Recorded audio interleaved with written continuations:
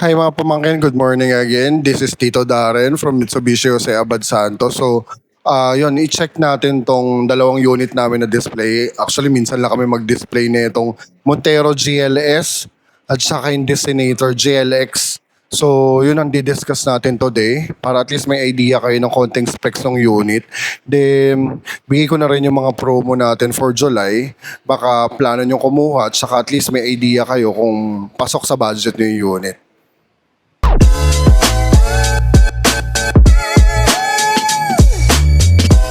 So yun guys, unahin natin itong Montero na GLS. Ang unit price niya is 1,927,000. May cash discount din naman tayo dito sa Montero. Then for as low as 10,000 yung down payment niya. Automatic na nga pala to. So yun, ikutan natin yung unit para makita nyo yung difference niya dun sa previous natin na Vlinag, yung Black Series. Although ito yung GLS, ito yung binibigyan namin ng Black Series look na freebies. So option nyo yun kung gusto nyo or bigyan na lang kita ng mga additional na discount para mas mapaganda tong unit mo. Yun, ikutan natin yung unit natin. Yun, so unahin natin tong Montero na GLS. I-walk around natin. So kung mapapansin nyo, ito yung front grille natin ng GLS. Ang difference niya dun sa GLX na base model, yung manual, ang harap nito is may front light illumination. So kung makikita mo yan, yan yung palatandaan niya, transparent yan. May ilaw kasi tong grills na to. Then yung sa Black Series, kung mapapansin mo, glass yung nandito. Ito, medyo embossed. Then naka 360 camera. Ito yung 360 camera niya sa front. Then meron din tayo doon sa side. Ito naman siya sa may baba nung side mirror. Then, naka-LED projector headlight na rin naman siya. Tapos ito yung daytime running light niya. Ganon din tong sa signal light niya at saka yung sa fog light. So, naka-LED na siya. Ang difference lang niya, yung bumper nito, yung front diffuser niya, body color. So, silver din silver. Sa Black Series kasi itim na rin to. Then, ito naman yung mugs niya. Naka 18-inch alloy wheels din naman tayo. So maganda rin naman yung brand ng gulong natin. Tapos kung mapapansin mo, etong side mirror mo naka-chrome din. Sa turn door handle natin. Chrome din siya. Tapos naka-KOS na rin siya. So automatic yung pag-open ng pintuan natin. Then ito yung loob. Ang difference niya doon sa Black Series, unang-una, yung leather seat nito, color black. Si Black Series, black and burgundy. Tapos diamond cut yun dito. Pero premium pa rin naman leather seat natin. Italian tong sa GLS. Then, ito yung sa side. Yung sidings mo, naka-leather seat din naman. Then, ang maganda sa kanya, bago na rin tong steering wheel natin. Naka-push start button. Then 8-speed automatic. Tapos may brake auto hold. Tsaka electronic handbrake. Then same sila ng Black Series ng touchscreen monitor with Apple CarPlay na din. Ang difference lang niya, yung Black Series, kung mapapansin nyo dun sa vlog ko ng isang araw, black yung interior ng Black Series. Ito po, parang gray. So yan yung loob. Naka-paddle shifter na rin to. So maganda sa paddle shifter, yan yung parang dual transmission. Pwede mo siyang gamiting manual, pwedeng automatic. Then, ayun, digital na aircon vent na aircon system na rin tayo. Tapos, sa second row seat,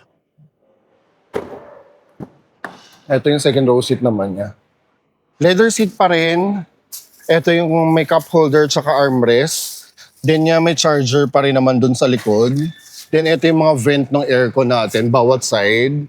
Hanggang third row, may vent yun. Then 7-seater pa rin naman si Montero.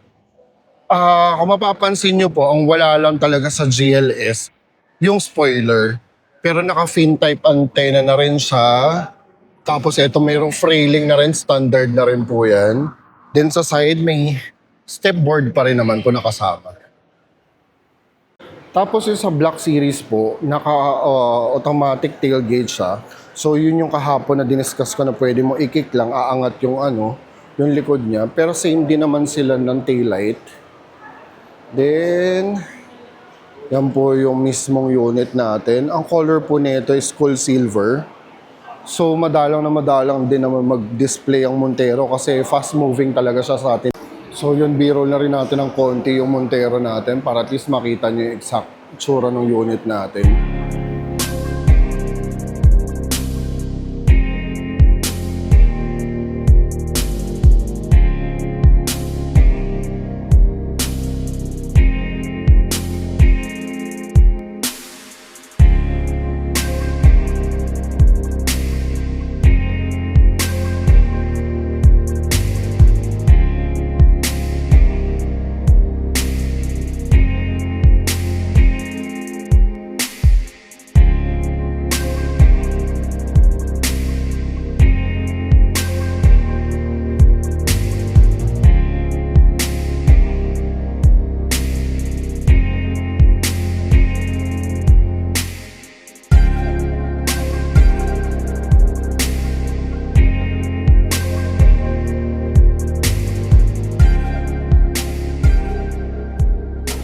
So yun guys, if ever na may mga question pa kayo regarding sa Montero, pwede nyo ko i-message dito sa TikTok, sa YouTube, sa Facebook.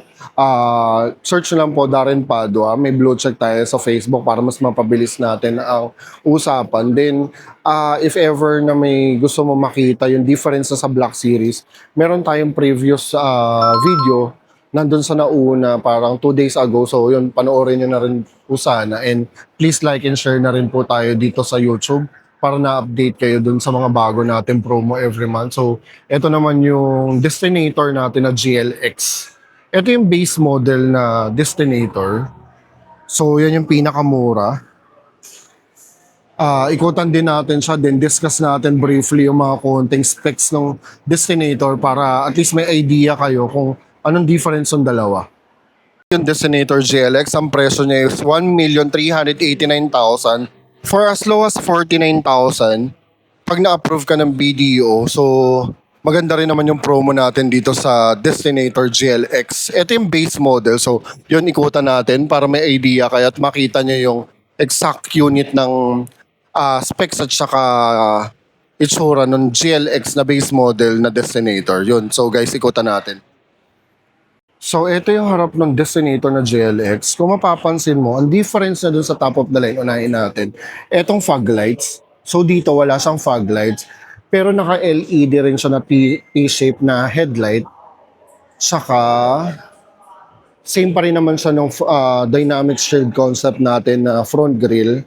Actually, yan ang isang selling point ni Destinator kasi ang ganda talaga nung itsura niya sa harap. Mas brusco, malaki. Sobrang masculine. So, yun, ikutan din natin yung loob para makita mo naman yung difference ng GLX saka sa GLS at saka dito sa ibang specs natin dito sa labas. So, ito naman yung loob ng GLX natin. Maganda rin naman siya, naka-black high fabric na upuan. Hindi man leather seat pero maganda yung quality niya. Then, naka-CVT tayo na transmission, naka-push start button. Naka-brake auto hold din with electronic parking brake. Then, digital din naman yung mga aircon natin. Medyo mas maliit yung touchscreen monitor niya, pero Apple CarPlay ready na rin siya. Then, digital yung cluster gauge natin. Ayun, wala lang siyang cruise control. Pero almost the same pa rin naman sila. Ang isang nawala sa kanya, yung 5 drive modes. Kasi sa GLS at saka si GT, kaya medyo mas mahal, may 5 drive mode siya dito.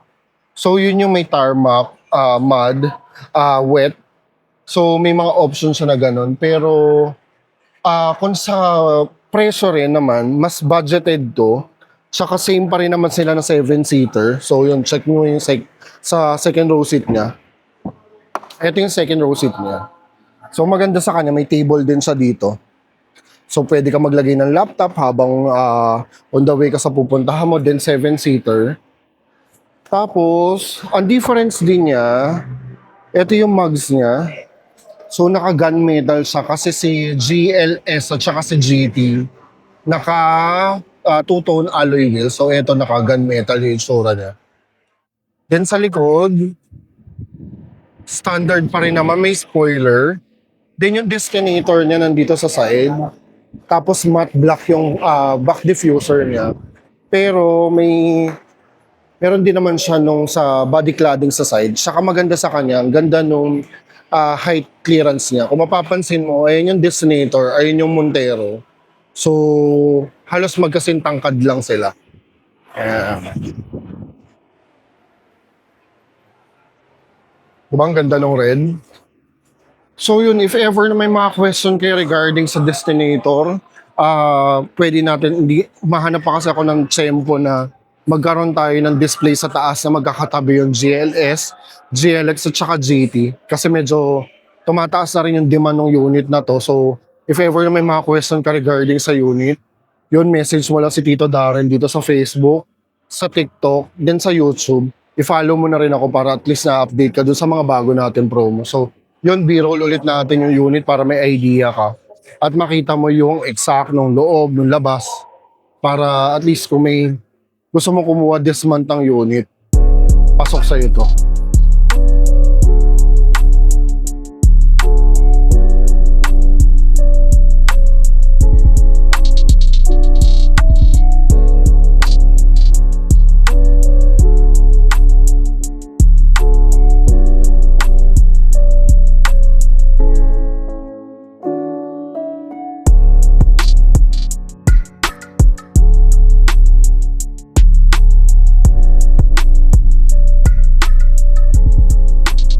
So yun guys, if ever na may mga question kayo regarding sa mga unit natin dito sa Mitsubishi, message nyo lang si Tito Darren sa 0915-866-1191.